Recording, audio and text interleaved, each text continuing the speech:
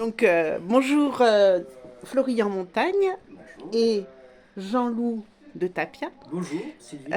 Nous sommes donc aujourd'hui dans la loge du café de la Poste, du théâtre Théâtre de la Poste. de la Poste. Et moi je découvre un peu le lieu, est-ce que vous pouvez raconter un peu le démarrage Eh bien, si de vous ce voulez, lieu?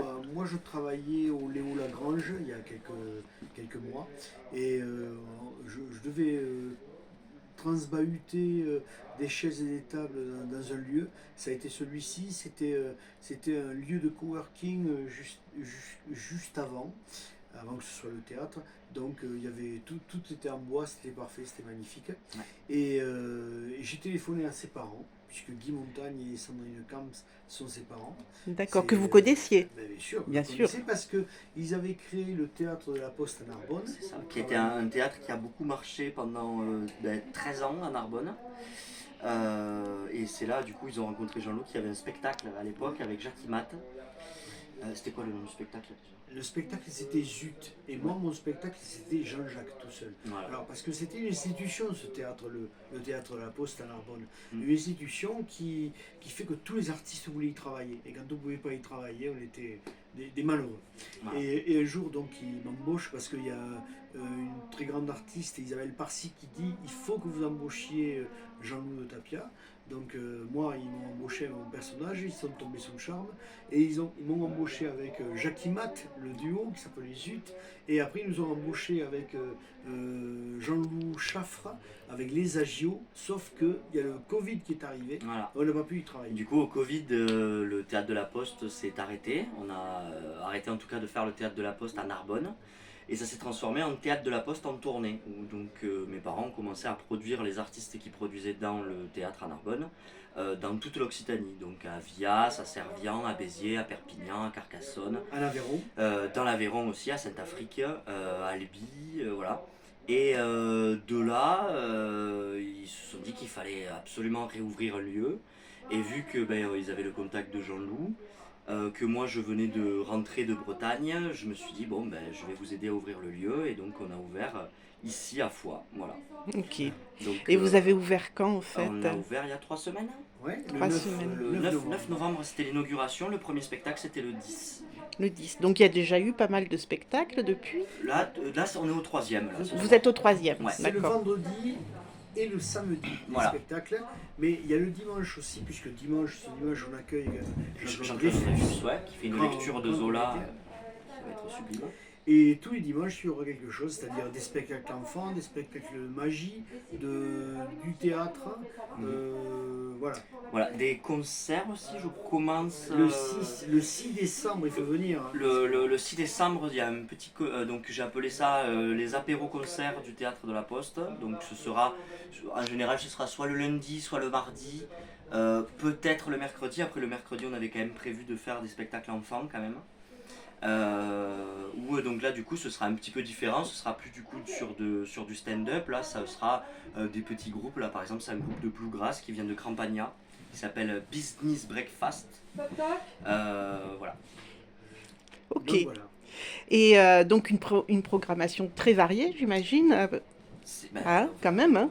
On essaye. Ouais, Voilà. ouais, Il y aura ouais. aussi la troupe du théâtre de la La Poste troupe de la troupe, que oui. s'occupe, donc c'est Jean-Loup qui s'occupe de ça. Et des cours de théâtre, bientôt, une école de théâtre qui va être créée. Il va y avoir des cours de Oui, théâtre, parce que moi je suis d'accord. professeur de théâtre, au-delà d'être comédien, au-delà de tenir un lieu magnifique, je suis professeur de théâtre, donc on va accueillir des gens, des jeunes, des plus jeunes, des plus âgés. Et Aussi. ça me plairait, moi, ça. Oui, Voilà. Voilà, lui s'occupe des plus âgés, moi je m'occupe des plus jeunes. ok. Est-ce que vous donnez aussi des cours de théâtre? Non, moi pas du tout. Moi c'est Ah. vraiment la partie Lui- concert, spectacle. Lui, c'est la restauration. Et sinon, Moi- de base, dans le lieu, je m'occupe de la partie donc restauration, donc le bar, la cuisine, voilà. Ok. Et Jean-Loup qui lui s'occupe plutôt du côté artistique. Voilà. Oui, parce qu'en plus on peut manger. Ah, en plus, on peut manger, donc c'est que du froid, c'est pas, on ne cuisine pas, c'est donc des planches de charcuterie, de fromage.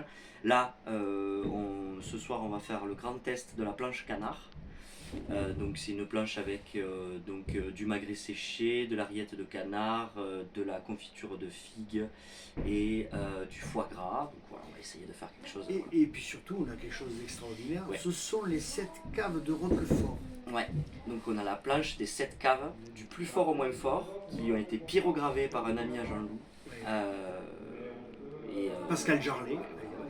Pascal Jardet, qui donc nous a pyrogravé une dizaine de planches pour pouvoir faire justement la dégustation Roquefort avec les 7 caves. Alors, n'oublions pas le but de ce lieu, Oui, c'est qu'il va y avoir, c'est ce qu'il y a. c'est que de l'humour, Voilà. de l'humour. Il va y avoir effectivement des scènes, enfin des pièces qui vont être un peu plus tragiques, tragicomiques, on va dire, mais c'est surtout dédié à l'humour. Alors, nous avons la chance d'avoir une scène nationale ici qui est l'Estive et qui est formidable, parce que tous les abonnés en parlent avec engouement. Mhm. Et nous, nous sommes en complément de cela, c'est-à-dire de l'humour. Et ça manque à la fois parce qu'on a un vrai bouche à oreille qui se crée et les gens disent ça nous manquait, ça nous manquait.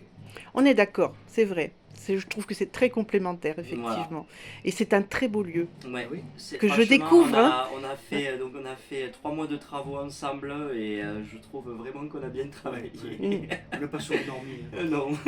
Et donc, on rappelle que vous êtes en haut. Hein? Tout à fait. Alors Oui, voilà. ça, c'est pour important. tous les gens qui pensent qu'on récupère la limonaderie, c'est faux.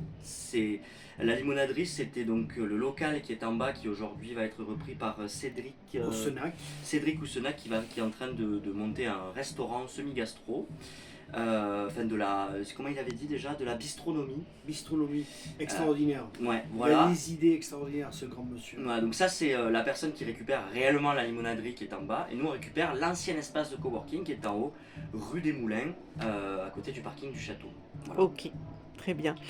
Eh bien, écoutez, est-ce que vous auriez encore quelque chose à rajouter? Venez nombreux. Venez nombreux. Oui. Venez nombreux. Et régalez-vous. Venez découvrir Venez- ce lieu qui... Voilà, C'est vous, ce lieu, il est pour vous. c'est ça, C'est vous. c'est ça. C'est vous qui êtes en train d'écrire l'histoire du lieu. Voilà. Super. Eh bien, je vous remercie beaucoup. Merci Sylvie. Et Merci puis moi, beaucoup. je vous dis à ce soir puisque je serai là. Eh ben, c'est parfait. Merci. À ce soir. Merci.